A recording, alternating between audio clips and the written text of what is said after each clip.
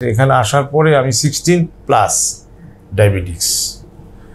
তো with insurance নেওয়ার পরেও তো বাট যখন আমি ওনাদের মেনুগুলা খানাগুলা খেতে আরম্ভ করলাম, প্র্যাকটিক্যালি আমি 5 দিন খাওয়ার পরে আমার সুগার লেভেল চলে আসলো 6.2। আজকে ওনারা যে প্রযুক্তি নিয়ে আসছে, ওনারা যে এই জিনিসটা রিসার্চ করা শুরু করছে, এটা বাংলাদেশের জন্য এটা অত্যন্ত, কারণ ইন্স্যুরেন্স নেওয়া এটা অনেক ব্যয়বহুল জিনিস।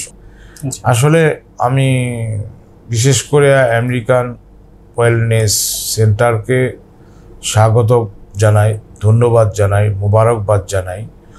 ওনারা যদি আন্তরিকতার সহিত সারা বাংলাদেশেই এর ব্রাঞ্চগুলা করে, উইদাউট ইন্স্যুরেন্সে যদি একটা ডায়াবেটিক্স রুগী বাংলাদেশের মতো একটা গরিব দেশে অনেক কষ্ট, আমি দেখছি আমার প্রত্যেক মাসে ইন্স্যুরেন্সে আর ওষুধে 20-25 হাজার টাকা চলে যেত।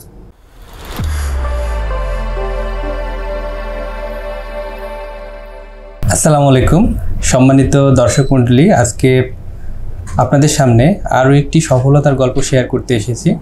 আমাদের সম্মানিত পেশেন্ট মোহাম্মদ মিজানুর রহমান সাহেব, উনি আমাদের আইপিডিতে 7 দিনও হয়নি, এখনও মাত্র 6 দিন স্টে করছে।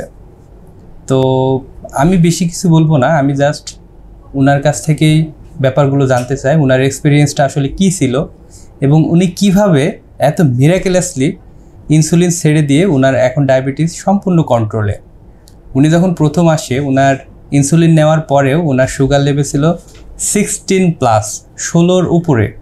বাট এখন যেটা হয়েছে, ওনার কিন্তু এটা 6.2 এবং উনি কোনো ধরনের ইনসুলিন নিচ্ছেন না। তো চলুন ওনার মুখ থেকেই শুনি ওনার এই সফলতার গল্প। তো বাবা, আপনি একটু বলেন আসলে ডায়াবেটিস সম্পর্কে এখন আমাদের আইপিডিতে থাকার পরে আপনার কি ধারণা, বা এখানকার আসলে সব কিছু ব্যাপারে আপনি কাইন্ডলি একটু বলেন। আলহামদুলিল্লাহ, আল্লাহ পাকের লাখ কোটি শুকরিয়া। আমার ডায়াবেটিক্স 2006-এ প্রথম ধরা পড়ে।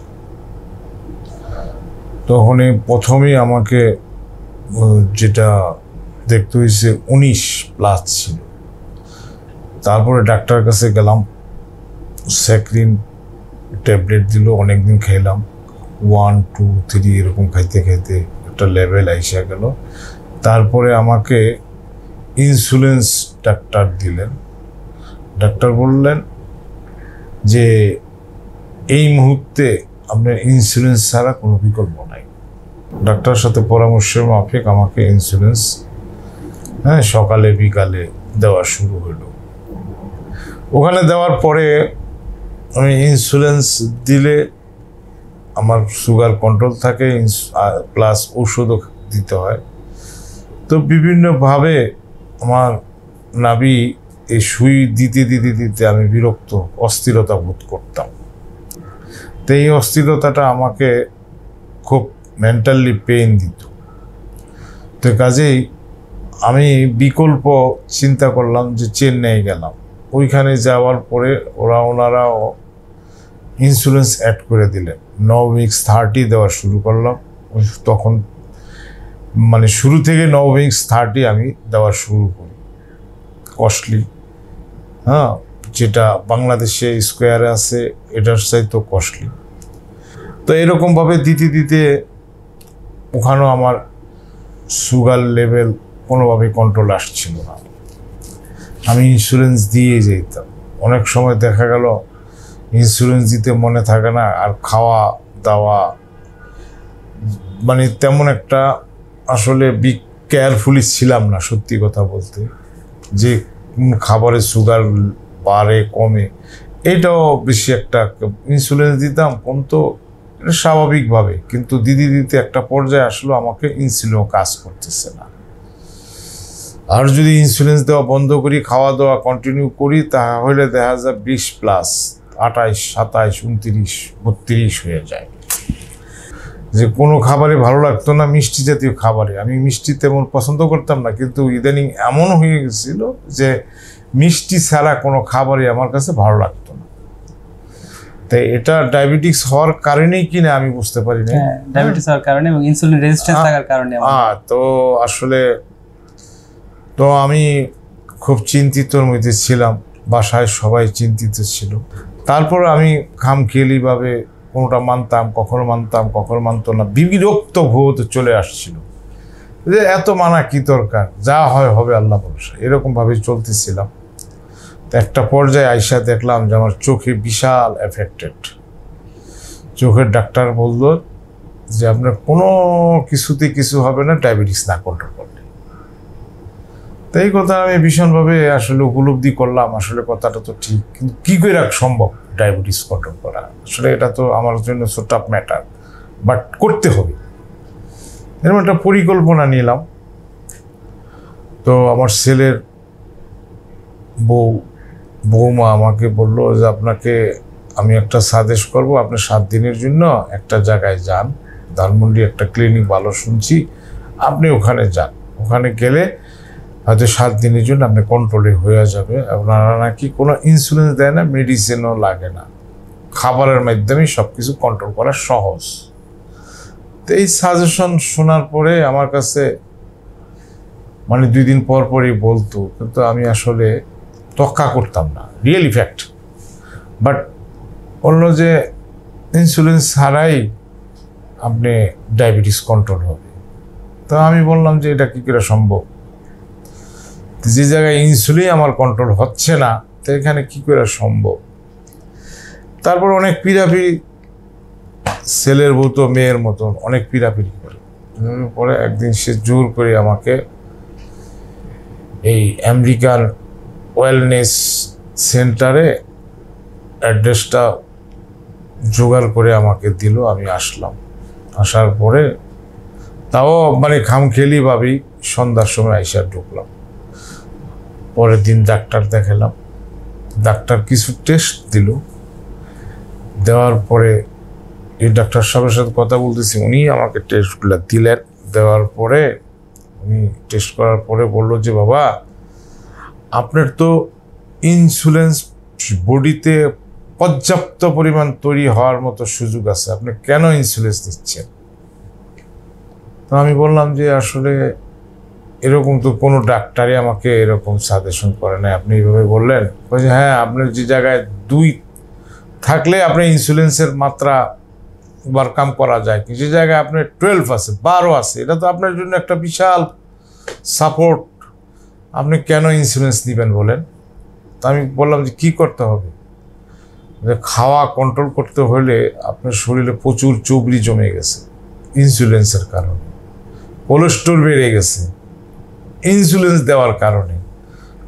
ওনার সাথে যখন আমি কনসাল্টিং করছিলাম, কথোপকথন বলতেছিলাম, উনি আমাকে রিয়েল ফ্যাক্টটা বুঝালেন। অ্যাড করলেন ডাক্তার আরিফ, উনি আমার সাথে বেশ মানে আন্তরিকতার সাথে আমার সাথে কথাপথন বললেন। এখানে আসার পরে আমি 16+ ডায়াবেটিক্স, তো উইথ ইন্স্যুরেন্স নেওয়ার পরেও তো, বাট যখন আমি ওনাদের মেনুগুলা খানাগুলা খেতে আরম্ভ করলাম, খানা পর্যাপ্ত না, সাফিসিয়েন্ট, যতটুকু দরকার ততটুকু। তো এতে আমার শরীরে এনার্জি পাই, কিন্তু শরীর দুর্বল হঠাৎ করে। সমস্ত খানা রুটি খাওয়া ভাত খাওয়া একই, টোটালি ভাত রুটি বন্ধ করে দিলাম। আমি বললাম যে আসলে রুটি ভাত ছাড়া কি বাঁচা যায় মানুষ? প্র্যাকটিক্যালি আমি 5 দিন খাওয়ার পরে আমার সুগার লেভেল চলে আসলো 6.2 আজকে।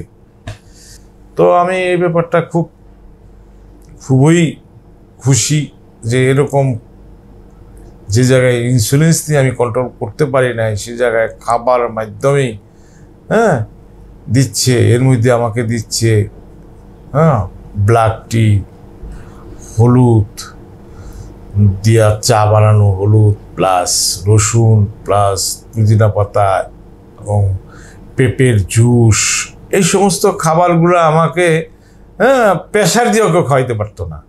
তো আমি ইচ্ছে করে খাইলাম, খাওয়ার পরে যেটা কন্ট্রোলটা হলো, তা আসলে এইগুলি যদি কেউ মানে বা মানার চেষ্টা করে সম্ভব।